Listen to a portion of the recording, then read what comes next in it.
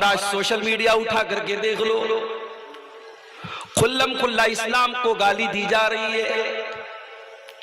कहते हैं साहब अब ये ढकोसला करना बंद कर दो कि आतंक का कोई धर्म नहीं होता, आतंक का एक ही धर्म होता और वो इस्लाम है। नऊजुबिल्लाह। और सोने पर सुहागा ये हो गया कि आज से तकरीबन 8-9 दिन पहले कश्मीर की घाटी में जो वाकया हुआ, 26 लोगों को गोली मार करके हलाक कर दिया गया। उनसे उनका मजहब पूछा गया और जब यह बताया गया कि वो मुसलमान नहीं है तो उनको मार दिया गया, उनकी औरतों को छोड़ दिया गया। बड़ी खूबसूरती से ये काम हुआ। मारने वालों को पता था हम मजहब पूछ करके मार रहे हैं और औरतों के सामने मार रहे हैं। ये औरतें जाकर के दुनिया को बताएंगी हमारा धर्म पूछ करके, हमारा मजहब पूछ करके हमको मारा गया। पूरे हिंदुस्तान में, पूरी दुनिया में एक नैरेटिव बनाया जाएगा, एक प्रोपेगेंडा चलाया जाएगा, एक साजिश रची जाएगी कि इस्लाम के मानने वाले ही आतंकवादी होते हैं, इस्लाम ही नऊजुबिल्लाह आतंक का धर्म है। और अब हालात ये हो चुके हैं, रोजाना कोई ना कोई वीडियो आ रहा है। आगरा की सरजमीन पर उत्तर प्रदेश में एक रेस्टोरेंट में काम करने वाला मुसलमान नौजवान गुलफाम, उससे उसका नाम पूछ करके गोली मार दी गई और ये ऐलान किया गया कि हम 26 का बदला 2600 से लेंगे। और आज ये खबर मैंने देखी, मथुरा के अंदर बाकायदा मिशन चलाया जा रहा है कि कोई भी अपने दुकान पर, अपने घर पे किसी मुसलमान को नौकर न रखे। एंटी मुस्लिम, मुसलमानों के खिलाफ नफरत की पूरी मुहिम छेड़ी जा रही है। मेरे प्यारे साथियों, हमने तो हमेशा यही कहा है आतंक का कोई धर्म नहीं होता। अगर कश्मीर के पहलगाम में 26 लोगों को धर्म पूछ करके मारा जा रहा है तो बिल्कुल गलत है, नाजायज है, हराम है। अगर किसी बेगुनाह को कत्ल करने वाला अल्लाहू अकबर कह करके कत्ल करे तब भी गलत है, जय श्री राम बोल करके कत्ल करे तब भी गलत है। मारने वाला कोई भी हो, अगर बेकसूर को मार रहा है, उसकी जबान से क्या नारा निकल रहा है, उसके चेहरे पर दाढ़ी है कि नहीं है, उसके माथे पर सजदे का निशान है कि नहीं, ये नहीं देखा जाएगा। मारने वाला अगर बेकसूर को मार रहा है तो ये आतंकवाद है, ये दहशतगर्दी है। मेरे प्यारे साथियों, हमने कभी किसी आतंकवादी घटना को धर्म के एंगल से देखने की वकालत ही नहीं की है। हमने तो हमेशा कहा कि तबरेज अंसारी को झारखंड की सरजमीन पर बेकसूर पीट पीट करके मार डाला गया, मॉब लिंचिंग कर दी गई, वो भी गलत था। राजस्थान की सरजमीन पर किसी अफराजुल को मार दिया गया, वो भी गलत था। चलती ट्रेन में मुसलमानों का नाम पूछ करके एक कांस्टेबल ने गोली चला करके मारा था, तब भी गलत था। हमने तो तब आसमान सर पे नहीं उठाया था कि आज इस आतंकी काम का ताल्लुक किसी धर्म से है। ये क्यों सेट किया जा रहा है, इस्लाम को आतंकवाद से क्यों जोड़ा जा रहा है। मेरे प्यारे साथियों, 26 लोगों को मारने वाले कौन थे? 10 दिन गुजर गए, अभी तक सारी हवाई बातें, अभी तक कोई क्लियर बातें नहीं सामने आ सकी कि वो कौन थे जिन्होंने उन 26 लोगों को मारा था। जो भी बातें हैं सब अभी शक के दायरे में है कि हाँ साहब ये इसके ऊपर शक है, ये संदिग्ध है, ये मुश्तबा है। लेकिन एक बात कन्फर्म है और यकीनी है कि उन 26 लोगों में मरने वालों में एक सैयद आदिल हुसैन भी था, जो उसी कश्मीर की सरजमीन का था। और उसने जब देखा कि ये बेकसूरों को मार रहे हैं, टूरिस्टों को मार रहे हैं, सयाहों को मार रहे हैं, उसने कहा कि इन मासूमों को क्यों मारते हो। उन आतंकवादियों ने उसको भी गोलियों से भून दिया। वो बचाने की कोशिश कर रहा था और इस कोशिश में वो मारा गया। अगर कोई पूछे उन 26 लोगों की हत्या करने वाला मुसलमान था कि नहीं था? हम कहेंगे नहीं, वो मुसलमान नहीं था, मगर हाँ, जिसने एक इंसान जिसने उन 26 लोगों की जान बचाने की कोशिश की थी और इस कोशिश में मारा गया था, वो पक्का मुसलमान था। और ये मेरे नबी की तालीम और ये मेरे दीन की तालीम। ऐ इस्लाम को आतंकवाद से जोड़ने वालों और ये कहने वालों की आतंक का एक ही धर्म होता है, वो इस्लाम होता है। कान खोल करके सुन लो, दवा को सही तरीके से इस्तेमाल ना किया जाए तो जहर बन जाती है। इस्लाम का नाम लेकर के कोई अगर इस्लाम का मिसयूज करे और अपने आप को मुसलमान कह करके गलत काम करे तो इस्लाम इसके लिए कब जिम्मेदार हो जाएगा? अरे इस्लाम तो वो दीन है, अल्लाह कुरान में कहता है, मन कतल नफ्सन बिगैरि नफ्सिन औ फसादिन फिल अर्दि फकअन्नमा कतलन नास जमीआ। एक इंसान की हत्या करने वाला, एक मनुष्य को कत्ल करने वाला पूरी इंसानियत का कातिल है। वमन अहयाहा फकअन्नमा अहयन नास जमीआ। और एक इंसान को की जिंदगी बचाने वाला पूरी मानवता को बचाने वाला है। इस्लाम कैसे आतंकवाद का धर्म हो सकता है मेरे साथियों? इस्लाम तो वो दीन है, जब आप एक मुसलमान दूसरे मुसलमान से मुलाकात करता है, जो ग्रीटिंग के अल्फाज हैं, जो संबोधन के अल्फाज हैं, जो मिलने के अल्फाज है, जरा उस पर गौर कीजिए। दूसरी कौमें बोलती हैं good night, good morning, good evening, good afternoon. कोई कहता है जय श्री राम, कोई कहता है जय सिया राम, कोई कहता है जय श्री कृष्णा। मुसलमान, पूरी दुनिया के मुसलमान जब एक दूसरे से मुलाकात करते हैं क्या बोलते हैं? अस्सलामु अलैकुम व रहमतुल्लाहि व बरकातुहू।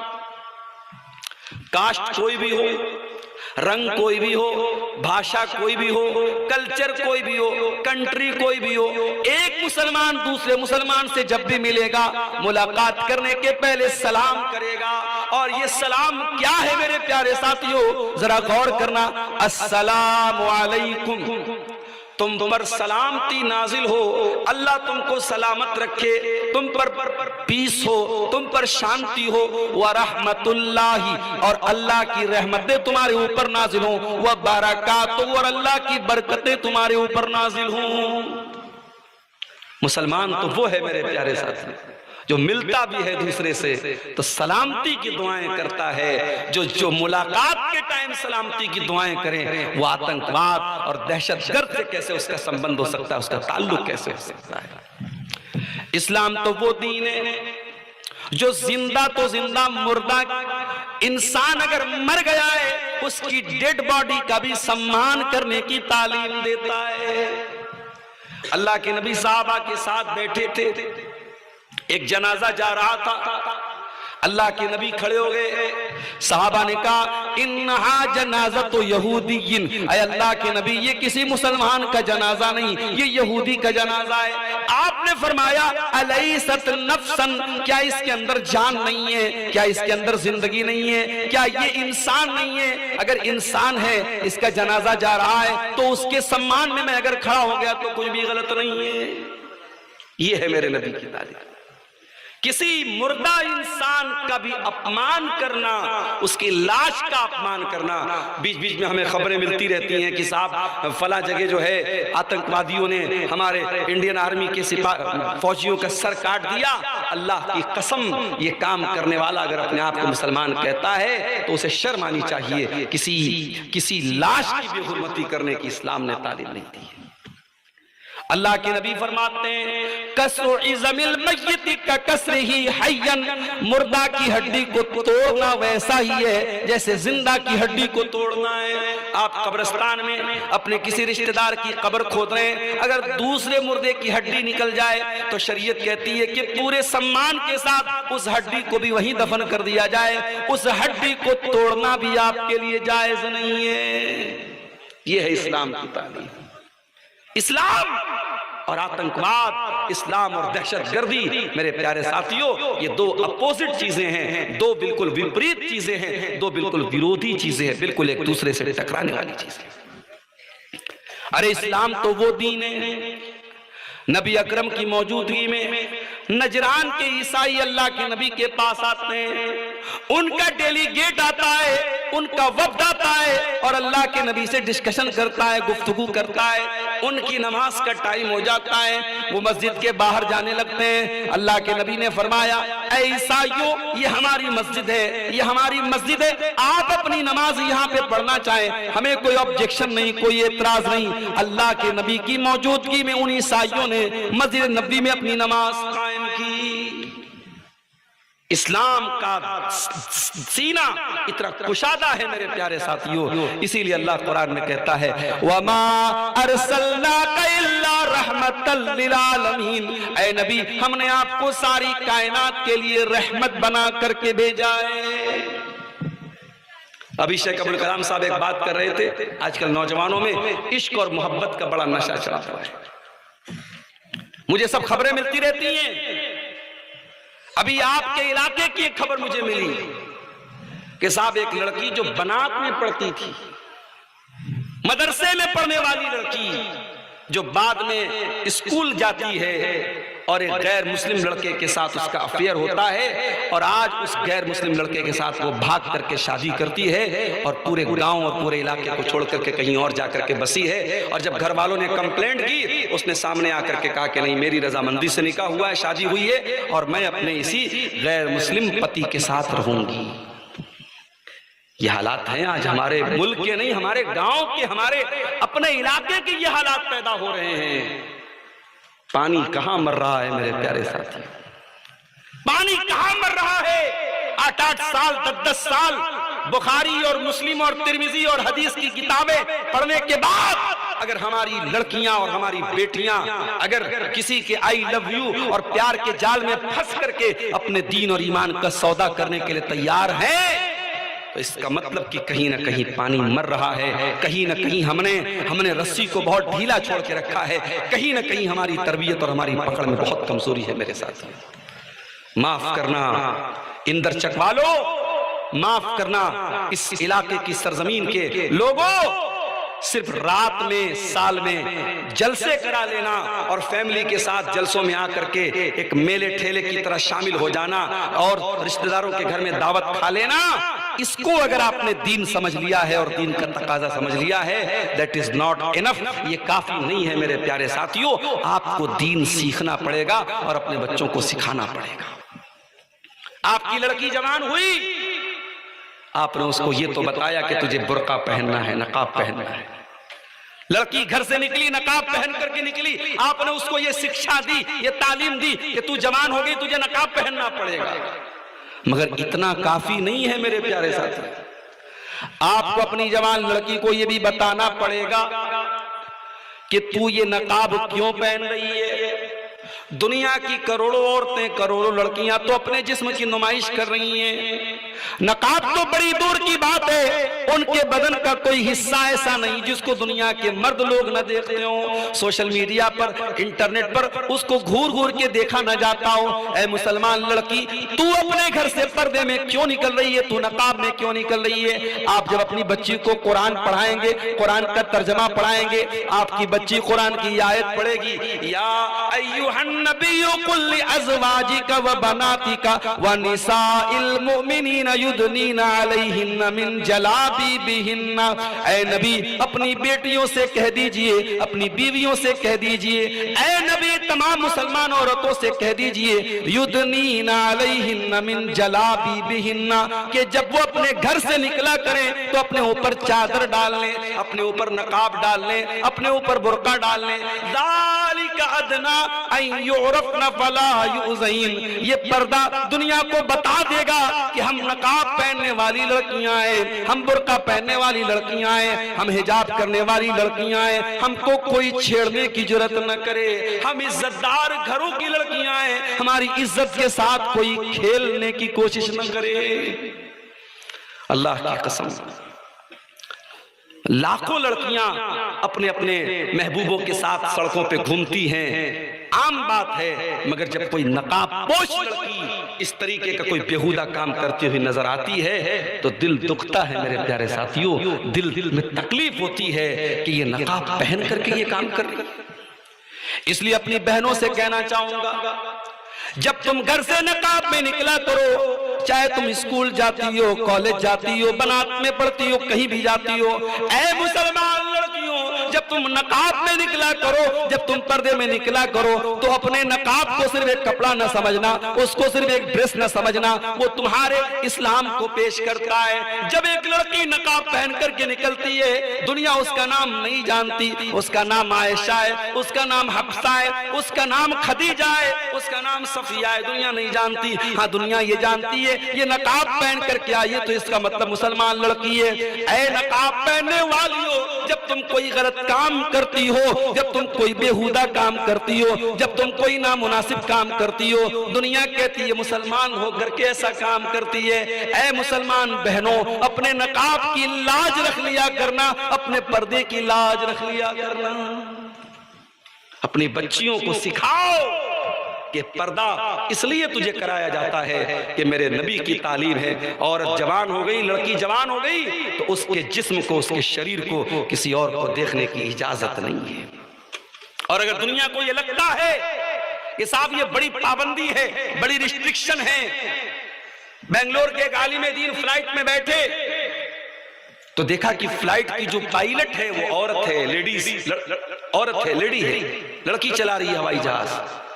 तो बेंगलोर के आलिम दीन थे मौलाना अब्दुल कदीर उमरी साहब, उनके साथ दूसरे अहले हदीस आलिम थे मौलाना अब्दुल अजीम उमरी मदनी साहब।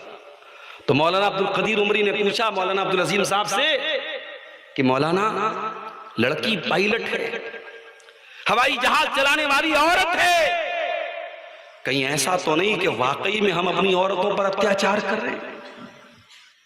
कहीं ऐसा तो नहीं कि अपनी औरतों को हम दुनिया की तालीम में आगे नहीं बढ़ने दे रहे, हमारी औरतें पायलट नहीं बन रही हैं? कहीं ऐसा तो नहीं कि वाकई में हम अत्याचार कर रहे हैं अपनी औरतों के ऊपर? तो मौलाना अब्दुल अजीम मदनी ने बड़ा प्यारा जवाब दिया, कहा कि शेख मोहतरम, ये लड़की अगर पायलट नहीं बनेगी तो इसकी जगह कोई दूसरा मर्द बन जाएगा। ये पायलट बनी है, जरूरी नहीं था कि ये पायलट बनती, अगर ये न बनती तो दूसरा कोई मर्द बन जाता, इसकी कमी को कोई मर्द पूरा कर सकता है। लेकिन अगर ये औरत पायलट बन गई और इसने मां का हक अदा नहीं किया, इसने अपने शौहर के साथ बीवी का हक अदा नहीं किया, दुनिया का कोई मर्द इसकी जगह नहीं ले सकता। माँ का काम माँ को ही करना है, बेटी का काम बेटी को ही करना है, बहन का काम बहन को ही करना है, बीवी का काम बीवी को ही करना है। औरत पायलट बन जाए, औरत हवाओं में उड़ने लगे, मगर औरत का जो असल काम है वो मर्द कभी नहीं कर सकता।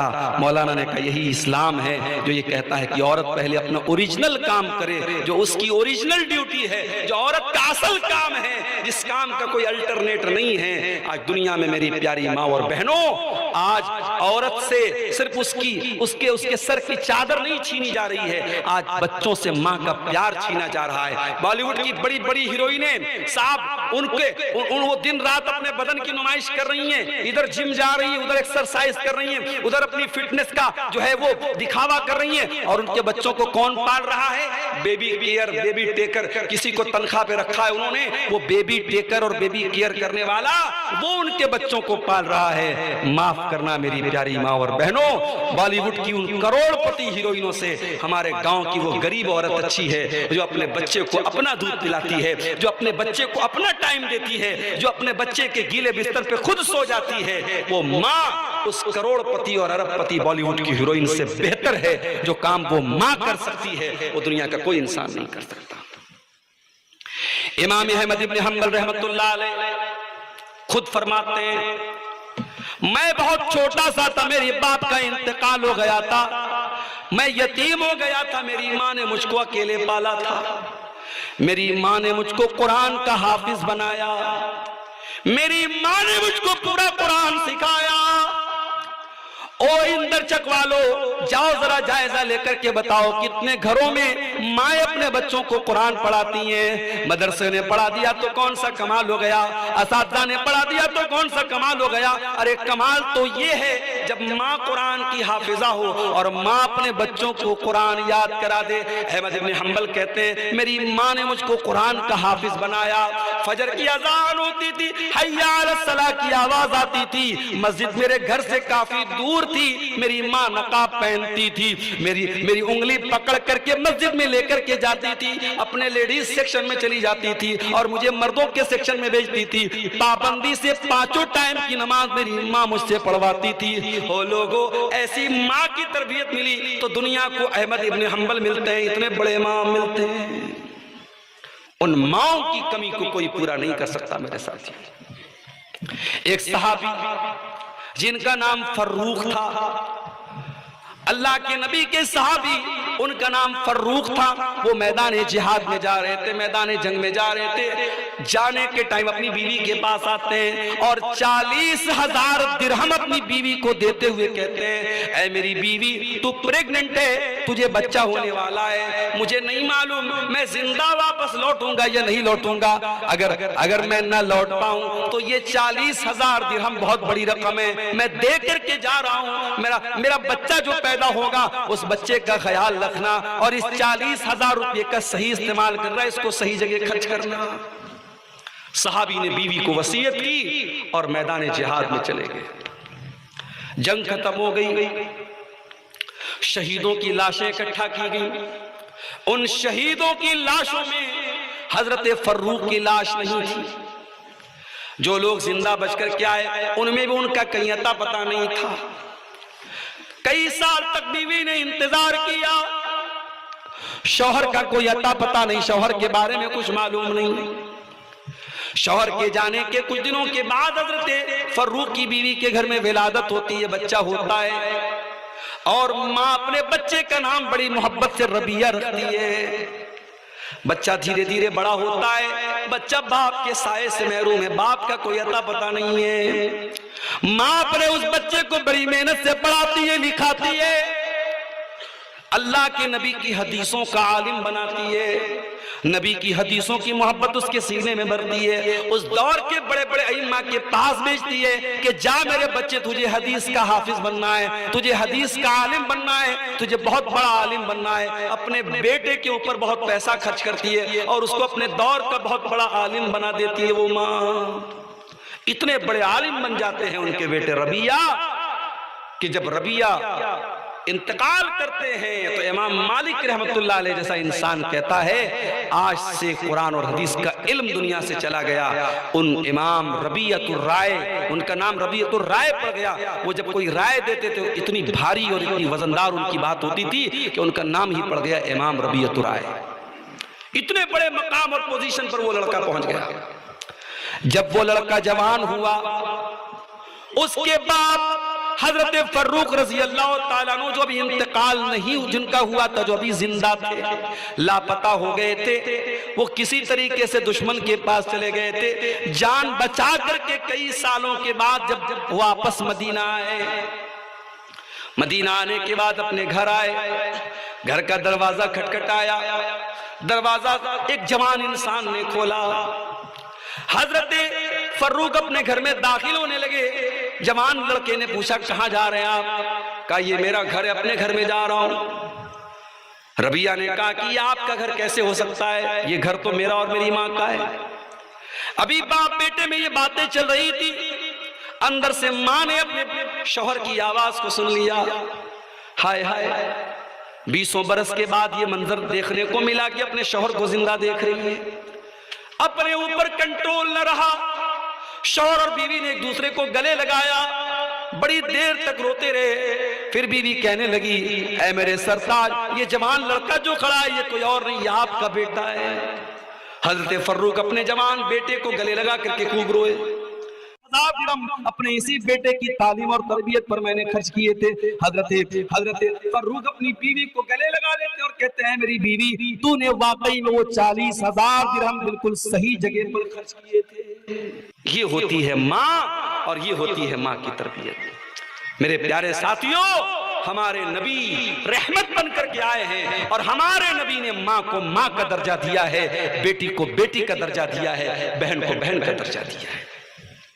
ऐ मुसलमान लड़कियों, अगर आपको ये लगता है इस्लाम ने आपको बहुत पाबंदियों में जकड़ दिया है। जरा 1400 साल पहले का इतिहास पढ़ के देख लेना कि 1400 साल पहले इस्लाम के आने के पहले और जनाब मोहम्मद रसूलुल्लाह सल्लल्लाहु अलैहि वसल्लम के आने के पहले, मैं ये तो नहीं कह सकता इस्लाम के आने के पहले, ये अल्फाज भी मेरे ख्याल से मुनासिब नहीं है, इसलिए कि बहुत सारे लोग ये समझते हैं कि इस्लाम सिर्फ 1400 साल पुराना मजहब है। इस्लाम तो आदम अलैहिस्सलाम के जमाने से लेकर आज तक जो अल्लाह का दीन है वो इस्लाम ही है। सारे नबियों का दीन इस्लाम है। हाँ, इस्लाम के अलग अलग एडिशन आए, इस्लाम के अलग अलग संस्करण आए। नूह अलैहिस्सलाम भी यही दीन लेकर के आए, इब्राहिम भी यही दीन लेकर के आए, मूसा भी यही दीन लेकर के आए, ईसा भी यही दीन लेकर के आए। शरीयतें अलग अलग थी, इबादत के तरीके अलग अलग थे, मगर मूल शिक्षाएं, बुनियादी तालीम एकेश्वरवाद, एक अल्लाह की इबादत करो, एक ईश्वर उपासना के लायक है, एक अल्लाह इबादत के लायक है। सारे नबियों की यही तालीम थी और यही इस्लाम था। इसलिए हमारे बहुत सारे हिंदू भाई जो ये समझते हैं कि साहब इस्लाम 1400 साल पुराना मजहब है, वो अपने इस गलतफहमी को दूर कर लें। इस्लाम कोई 1400 साल पुराना मजहब नहीं है। आप सनातन की बात करते हैं और कहते साहब हमेशा से सनातन रहा है, तो याद रखिए सनातन क्या है, असल दीन क्या है, असल धर्म क्या है। जो हमारे बाप आदम, जो मनु, जिनके ऊपर हमें मनुष्य कहा जाता है, जिनकी औलाद को मनुष्य कहा जाता है, मनु कौन थे, आदम कौन थे? कुरान कहता आदम भी एक अल्लाह की तौहीद वाले थे और आदम से भी जब गलती हुई है उन्होंने अल्लाह के आगे हाथ उठाया था और दुआ की थी, रब्बना ज़लमना अनफुसना व इल्लम तगफिर लना व तरहमना लनकूनन्न मिनल खासिरीन। ऐ परवरदिगार, हमने अपनी जान पर जुल्म किया है और अगर तूने नहीं बख्शा और तूने रहम न किया तो हम खसारा उठाने वालों में से हो जाएंगे। आदम भी इस्लाम को फॉलो करते थे और जनाब मोहम्मद रसूलुल्लाह सल्लल्लाहु अलैहि वसल्लम भी इस्लाम को लेकर के आए थे। इस्लाम कोई 1400 साल पुराना मजहब नहीं है। इस्लाम आदम अलैहिस्सलाम से लेकर के आज तक और कयामत तक जो सही धर्म है वही इस्लाम है। मेरे प्यारे साथियों, मैं अपनी औरतों से कहना चाहूंगा कि ऐ औरतों, अगर तुम्हें यह लगता है कि इस्लाम ने तुम पर अत्याचार किया है, जरा 1400 साल पहले का इतिहास उठा के देखो, औरत की स्थिति क्या थी, औरत की पोजीशन क्या थी। कुरान कहता है वइज़ा बुशिरा अहदुहुम बिल उनसा ज़ल्ला वजुहु मुस्वद्दन व हुवा कज़ीम। जब किसी के घर में लड़की पैदा होती थी, बेटी पैदा होती थी, बाप का चेहरा काला पड़ जाता था, यतवारा बिनल कौम मिन सुई मा बुशिरा बिही, और लड़की का बाप लोगों को अपना चेहरा नहीं दिखाता था, सोच में पड़ जाता था अयुमसिकुहु अला हुनिन अम यदुस्सुहु फित तुराब। अगर लड़की को पालता हूं तो समाज वाले ताना मारेंगे और लड़की को अगर मार देता हूं तो अपने हाथों से जमीन में ले जाकर के गाड़ना पड़ेगा। बेटियां जमीन में गाड़ दी जाती थी, ये अलग बात है। 2025 आ चुका है, आज भी लड़कियां जमीन में गाड़ी जाती हैं। 1400 साल पहले जमीन में गाड़ी जाती थी, आज मां के पेट में मार दी जाती है।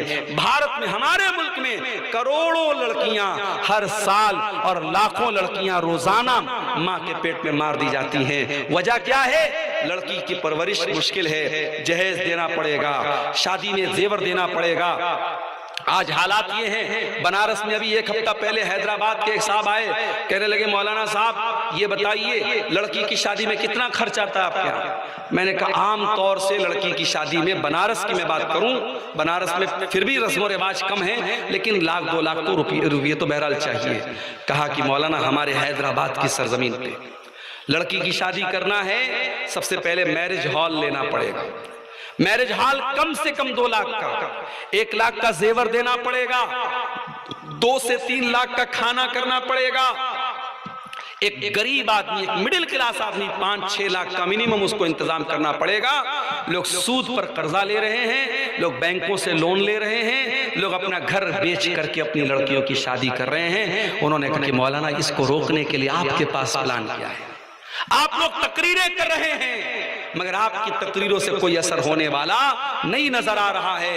आज भी लड़कियों की शादी में ये सारा खर्चा हो रहा है और लोग कहते हैं भाई हराम कहाँ है? ठीक है, नबी के दौर में लड़की की शादी पे दावत नहीं हुई, क्या लड़की की शादी की दावत हराम है? हराम तो नहीं है। जब हराम नहीं तो हम कर रहे हैं। मेरे प्यारे साथियों, जरूरी नहीं है कि हम हर चीज को हराम और हलाल के एंगल से देखें। ठीक है, लड़की का बाप अपनी खुशी से दावत दे रहा है, हम हराम नहीं कह सकते। कोई मुफ्ती इसको डायरेक्ट हराम नहीं बोलेगा, मगर आप इसका इनकार तो नहीं कर सकते कि नबी के दौर में इसका चलन नहीं था। नबी के दौर में कोई बारात का चलन नहीं था, नबी के दौर में कोई हल्दी की रस्म नहीं थी, नबी के दौर में कोई मंगनी की रस्म नहीं थी। नबी के दौर में ताकत हो या ना हो, सिर्फ सोसाइटी में नाक को बचाने के लिए महंगे महंगे जेवरात। आज सोने का दाम आप देखिए लाख के करीब चल रहा है, और लड़की चाहे गरीब की हो चाहे अमीर की हो, इतना जेवर हमें देना पड़ेगा। ये क्यों आपने अपने ऊपर एक बोझ डाल के रखा है मेरे प्यारे साथियों? और अफसोस तो तब होता है जब इन गरीब लड़कियों के घर में शादी करने वाला लड़का, जो खुद भी बहुत गरीब होता है, उसका बाप मूंछों पे ताव दे के कहता है कि साहब हम 50 लोगों से, 100 लोगों से, 200 लोगों से बारात लेके आएंगे। उसे मालूम है लड़की का बाप बड़ी मुश्किल से रिक्शा चलाता है, ताली चलाता है, मजदूरी करता है, बड़ी मुश्किल से पेट भरता है। उसको मालूम है लड़की के घर वालों की हैसियत, उसके बावजूद वो मूंछों पे ताव दे के कहता है हमारे 100 बाराती आएंगे, उनका अच्छा नाश्ते पानी का इंतजाम कर देना, उनको खिला देना। ये बेगैरती क्यों हो रही है मेरे प्यारे साथियों? और आज लड़की के बाप को ज़कात मांगनी पड़ रही है। मेरी गरीबी, मैं गरीब आदमी हूं, मुझे लड़की की शादी करना है। वो लोगों के सामने हाथ फैला करके भीख मांगता है, तब उसकी लड़की की शादी होती है। और ये मसला सिर्फ झारखंड का नहीं है, सिर्फ साहिबगंज का नहीं है, सिर्फ गोड्डा का नहीं है, ये पूरे देश का, पूरे मुल्क का मसला बना हुआ है। कहीं कम है, कहीं ज्यादा है। मेरे प्यारे साथियों, ये वो चीजें हैं जिसने लड़की की पैदाइश को मुश्किल बना दिया है। अच्छे अच्छे दीनदार घरों में भी हम देखते हैं, लड़का पैदा हुआ तो खुशी नजर आती है, लड़की पैदा हुई तो उदासी नजर आती है। नहीं मेरे प्यारे साथियों, मेरे नबी ने जो रहमतल लिल आलमीन थे, मेरे नबी रहमत बन करके आए, मेरे नबी ने कभी लड़की की पैदाइश पर उदासी का हुक्म नहीं दिया।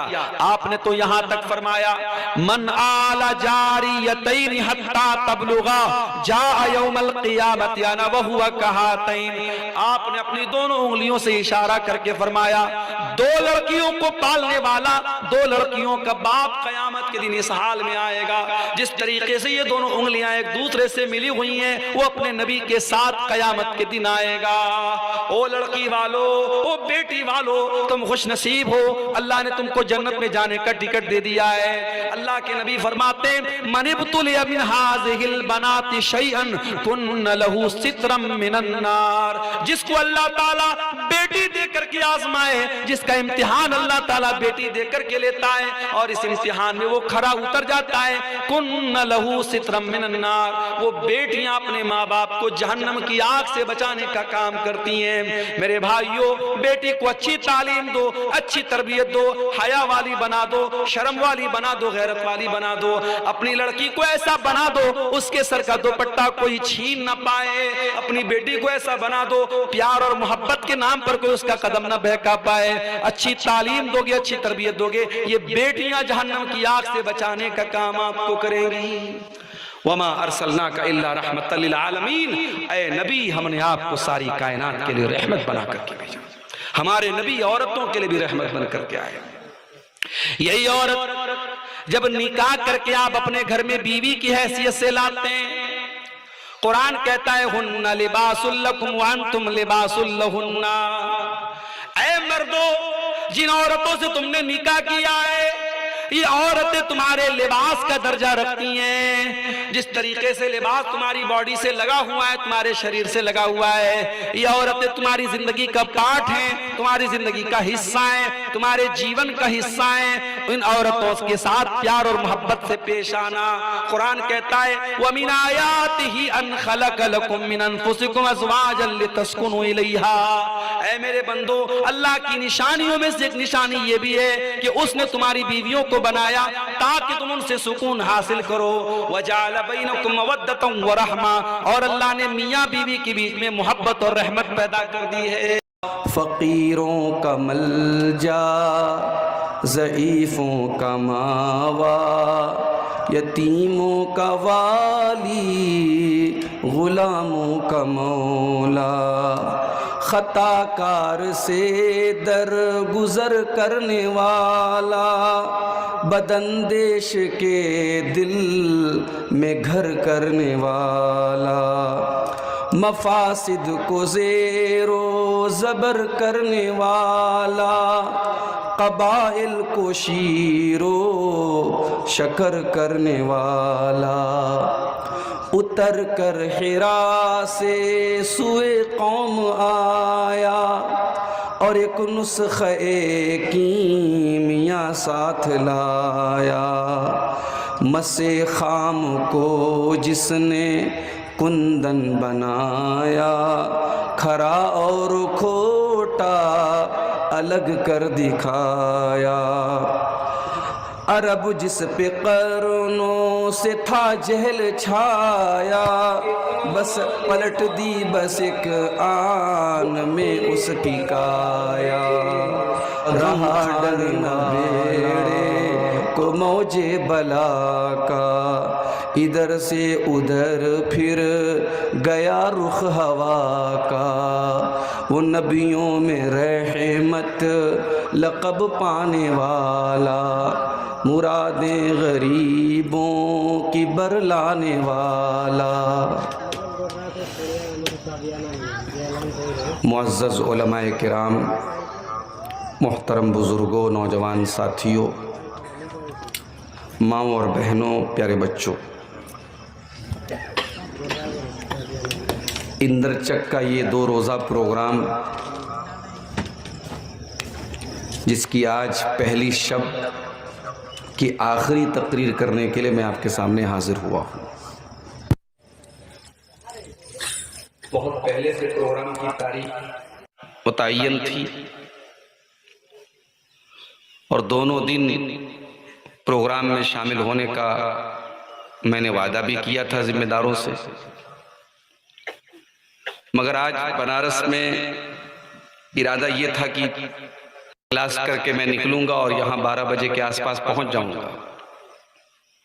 कुछ इमरजेंसी आ गई और मुझे बनारस से निकलते निकलते शाम के तकरीबन 5:30 बज गए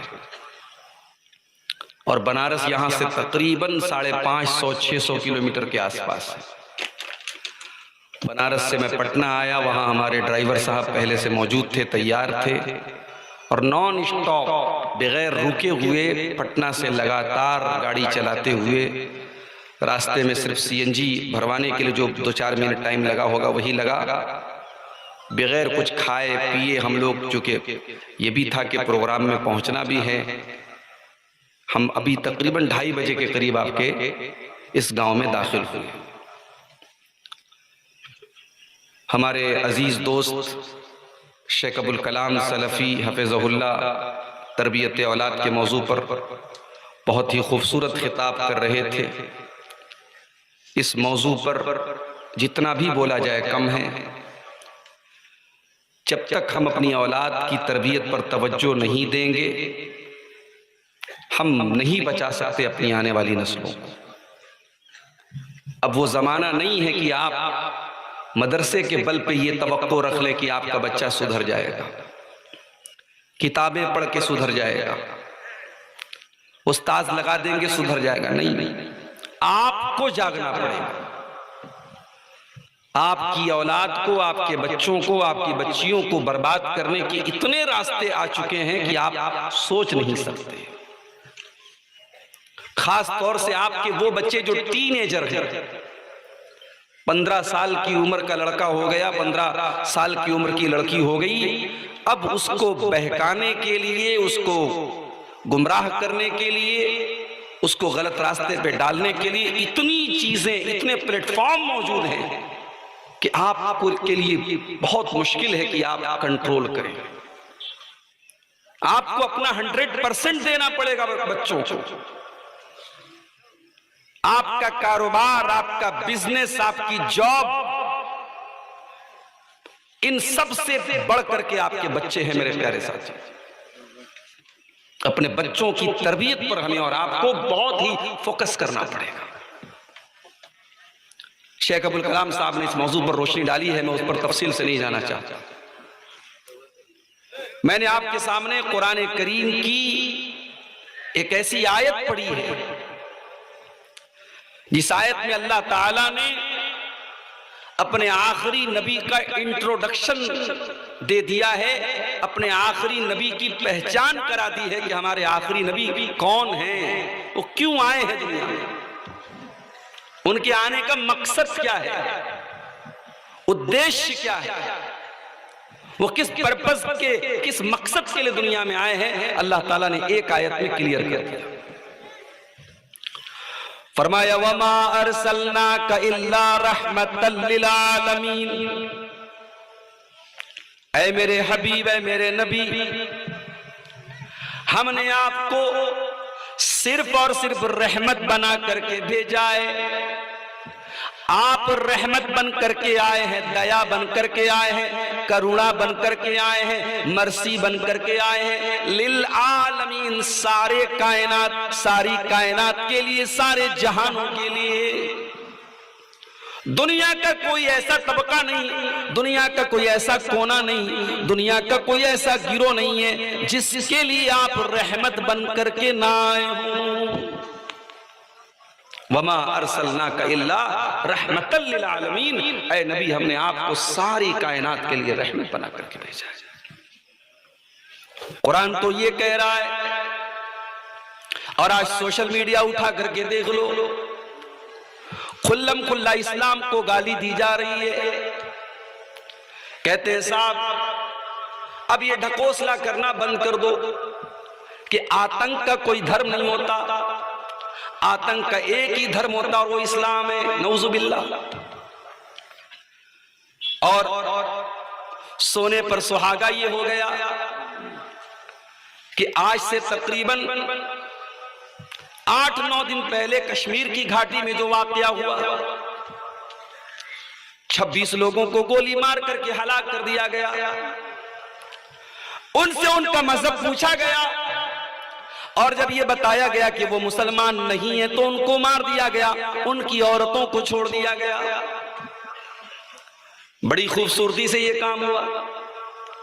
मारने वालों को पता था हम मजहब पूछ करके मार रहे हैं और औरतों के सामने मार रहे हैं। ये औरतें जाकर के दुनिया को बताएंगी हमारा धर्म पूछ करके, हमारा मजहब पूछ करके हमको मारा गया।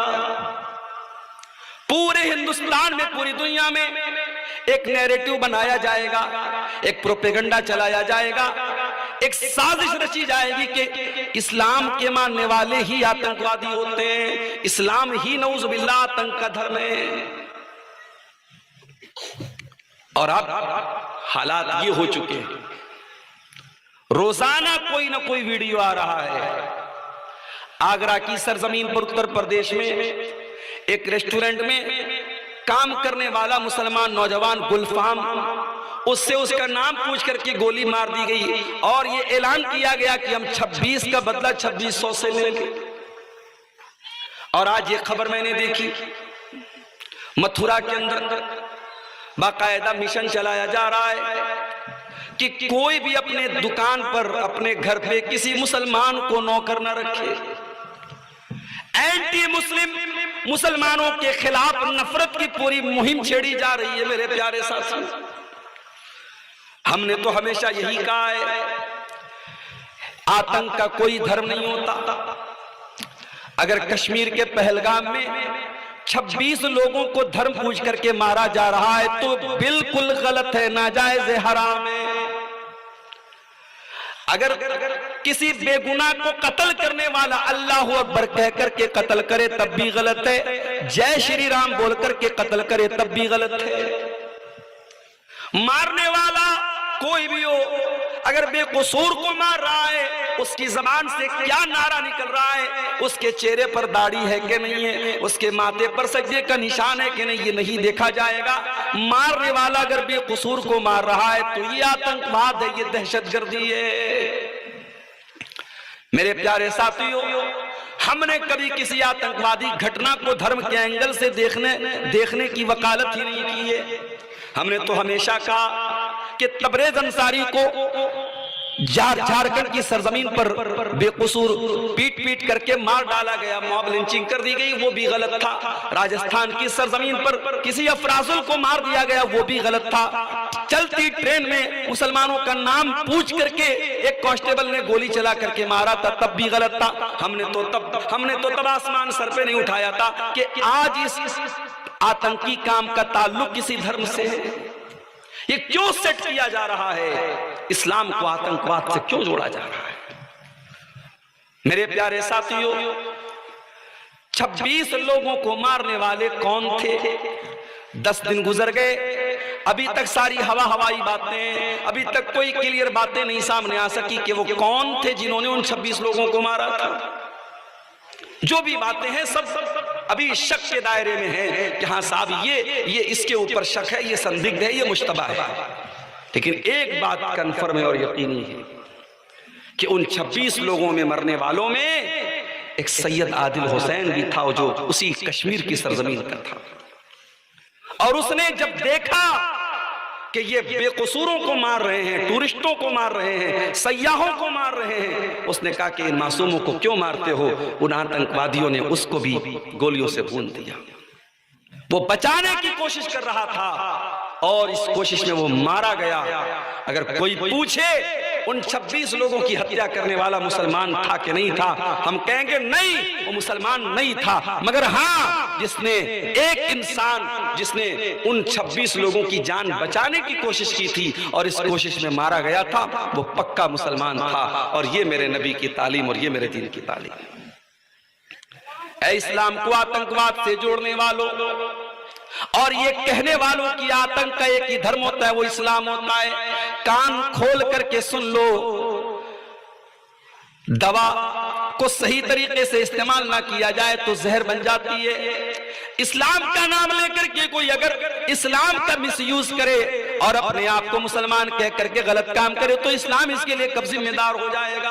अरे इस्लाम तो वो दीन है। अल्लाह कुरान में कहता है, मन कतल नफ्सन बिगैरि नफ्सिन औ फसादिन फिल अर्दि फकअन्नमा कतलन नास जमीआ। एक इंसान की हत्या करने वाला, एक मनुष्य को कत्ल करने वाला पूरी इंसानियत का कातिल है। वमन अहयाहा फकअन्नमा अहयन नास जमीआ। और एक इंसान को की जिंदगी बचाने वाला पूरी मानवता को बचाने वाला है। इस्लाम कैसे आतंकवाद का धर्म हो सकता है मेरे साथियों? इस्लाम तो वो दीन है।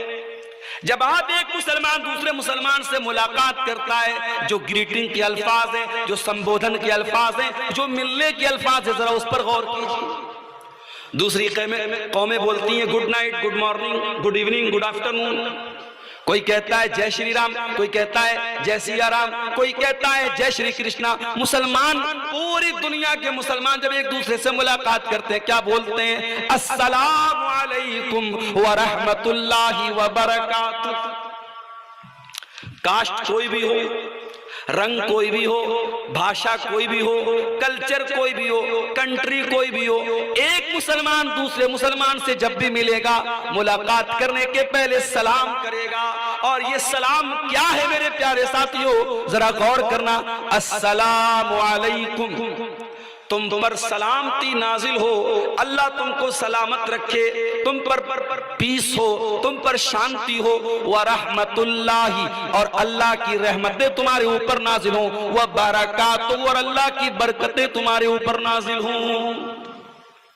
मुसलमान तो वो है मेरे प्यारे साथी जो मिलता भी है दूसरे से तो सलामती की दुआएं करता है। जो मुलाकात के टाइम सलामती की दुआएं करें, वो आतंकवाद और दहशतगर्द से कैसे उसका संबंध हो सकता है, उसका ताल्लुक कैसे हो सकता है? इस्लाम तो वो दीन है जो जिंदा तो जिंदा, मुर्दा इंसान अगर मर गया है उसकी डेड बॉडी का भी सम्मान करने की तालीम देता है। अल्लाह के नबी साहबा के साथ बैठे थे, एक जनाजा जा रहा था, अल्लाह के नबी खड़े हो गए। साहबा ने कहा इन्हा जनाज़तु यहूदिय्यिन, ऐ अल्लाह के नबी ये किसी मुसलमान का जनाजा नहीं, ये यहूदी का जनाजा है। आपने फरमाया अलैसत नफ्सन, क्या इसके अंदर जान नहीं है? क्या इसके अंदर जिंदगी नहीं है? क्या ये इंसान नहीं है? अगर इंसान है, इसका जनाजा जा रहा है, तो उसके सम्मान में मैं अगर खड़ा हो गया तो कुछ भी गलत नहीं है। ये है मेरे नबी की तारीफ किसी मुर्दा इंसान का भी अपमान करना, उसकी लाश का अपमान करना। बीच बीच में हमें खबरें मिलती रहती हैं कि साहब फला जगह जो है आतंकवादियों ने हमारे इंडियन आर्मी के फौजियों का सर काट दिया। अल्लाह की कसम, ये काम करने वाला अगर अपने आप को मुसलमान कहता है तो उसे शर्म आनी चाहिए। किसी लाश की बेहुरमती करने की इस्लाम ने तालीम नहीं दी है। अल्लाह के नबी फरमाते हैं कसरु इज़मिल मय्यत का कसरिही हय्यन, मुर्दा की हड्डी को तोड़ना वैसा ही है जैसे जिंदा की हड्डी को तोड़ना है। आप कब्रिस्तान में अपने किसी रिश्तेदार की कब्र खोद रहे हैं, अगर दूसरे मुर्दे की हड्डी निकल जाए तो शरीयत कहती है कि पूरे सम्मान के साथ उस हड्डी को भी वहीं दफन कर दिया जाए। उस हड्डी को तोड़ना भी आपके लिए जायज नहीं है। यह है इस्लाम की तालीम। इस्लाम और आतंकवाद, इस्लाम और दहशतगर्दी, मेरे प्यारे साथियों, ये दो अपोजिट चीजें हैं, दो बिल्कुल विपरीत चीजें हैं, दो बिल्कुल विरोधी चीजें हैं, बिल्कुल एक दूसरे से टकराने वाली चीजें। अरे इस्लाम तो वो दीन है, नबी अकरम की मौजूदगी में नजरान के ईसाई अल्लाह के नबी के पास आते हैं, उनका डेलीगेट आता है, उनका वफ्द आता है और अल्लाह के नबी से डिस्कशन करता है, गुफ्तगू करता है। उनकी नमाज का टाइम हो जाता है, वो मस्जिद के बाहर जाने लगते हैं। अल्लाह के नबी ने फरमाया, ऐ ईसाइयों, ये हमारी मस्जिद है, ये हमारी मस्जिद है, आप अपनी नमाज यहाँ पे पढ़ना चाहें, हमें कोई ऑब्जेक्शन नहीं, कोई एतराज नहीं। अल्लाह के नबी की मौजूदगी में उन ईसाइयों ने मस्जिद नबी में अपनी नमाज कायम की। इस्लाम का सीना इतना कुशादा है मेरे प्यारे साथियों, इसीलिए अल्लाह कुरान में कहता है वमा अरसलनाका इल्ला रहमतल लिल आलमीन, ऐ नबी हमने आपको सारी कायनात के लिए रहमत बना करके भेजा है। अभी शेख अब्दुल कलाम साहब एक बात कर रहे थे, आजकल नौजवानों में इश्क और मोहब्बत का बड़ा नशा चढ़ा हुआ है। मुझे सब खबरें मिलती रहती हैं। अभी आपके इलाके की एक खबर मुझे मिली कि साहब एक लड़की जो बनात में पढ़ती थी, मदरसे में पढ़ने वाली लड़की, जो बाद में स्कूल जाती है और एक गैर मुस्लिम लड़के के साथ उसका अफेयर होता है और आज उस गैर मुस्लिम लड़के के साथ वो भाग करके शादी करती है और पूरे गांव और पूरे इलाके को छोड़ करके कहीं और जाकर के बसी है। और जब घर वालों ने कंप्लेंट की, उसने सामने आकर के कहा कि नहीं, मेरी रजामंदी से निकाह हुआ है, शादी हुई है और मैं अपने इसी गैर मुस्लिम पति के साथ रहूंगी। ये हालात हैं आज हमारे मुल्क के नहीं, हमारे गांव के, हमारे अपने इलाके के ये हालात पैदा हो रहे हैं। पानी कहां मर रहा है मेरे प्यारे साथी, पानी कहां मर रहा है। 8-8 साल 10-10 साल बुखारी और मुस्लिम और तिरमिजी और हदीस की किताबें पढ़ने के बाद अगर हमारी लड़कियां और हमारी बेटियां अगर किसी के आई लव यू और प्यार के जाल में फंस करके अपने दीन और ईमान का सौदा करने के लिए तैयार हैं, तो इसका मतलब कि कहीं ना कहीं पानी मर रहा है, कहीं ना कहीं हमने रस्सी को बहुत ढीला छोड़ के रखा है, कहीं ना कहीं हमारी तरबियत और हमारी पकड़ में बहुत कमजोरी है मेरे साथ।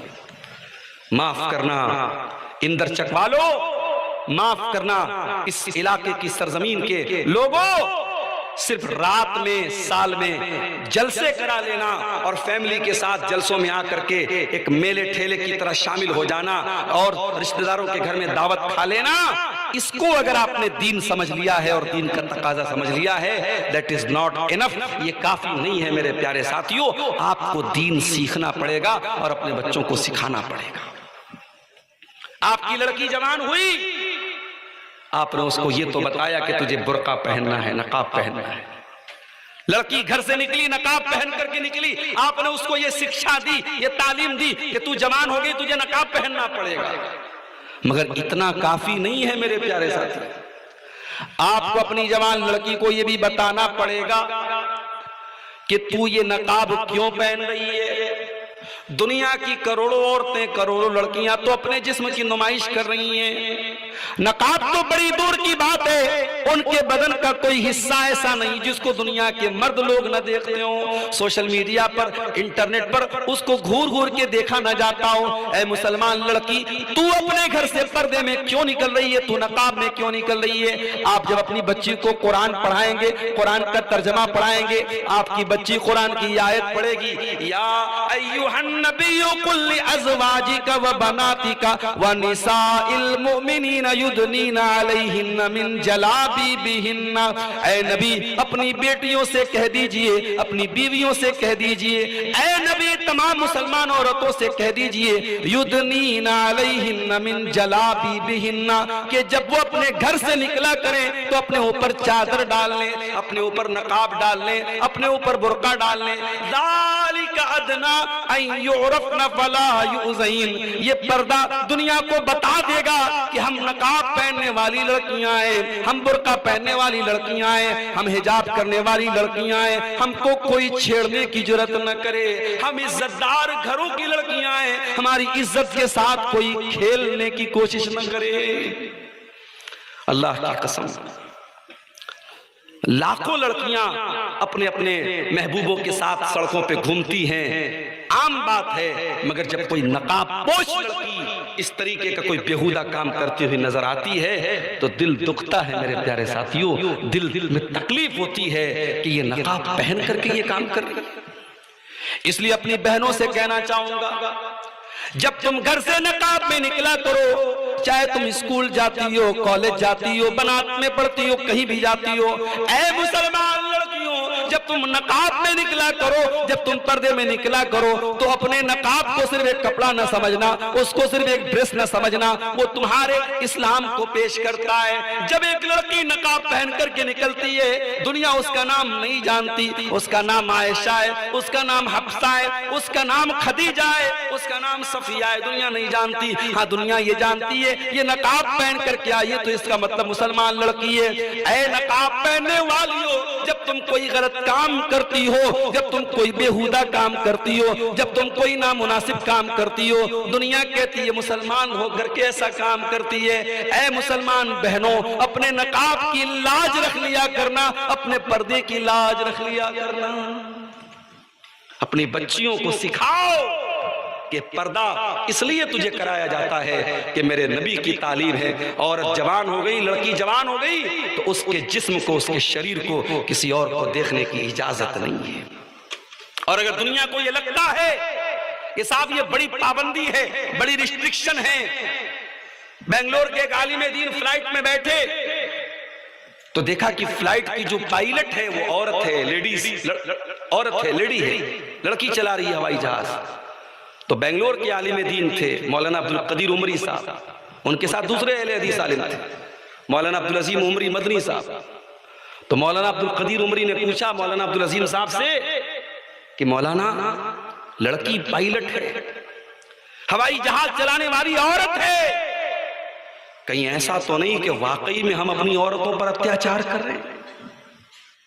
कहीं ऐसा तो नहीं कि अपनी औरतों को हम दुनिया की तालीम में आगे नहीं बढ़ने दे रहे, हमारी औरतें पायलट नहीं बन रही हैं? कहीं ऐसा तो नहीं कि वाकई में हम अत्याचार कर रहे हैं अपनी औरतों के ऊपर? तो मौलाना अब्दुल अजीम मदनी ने बड़ा प्यारा जवाब दिया, कहा कि शेख मोहतरम, ये लड़की अगर पायलट नहीं बनेगी तो इसकी जगह कोई दूसरा मर्द बन जाएगा। ये पायलट बनी है, जरूरी नहीं था कि ये पायलट बनती, अगर ये न बनती तो दूसरा कोई मर्द बन जाता, इसकी कमी को कोई मर्द पूरा कर सकता है।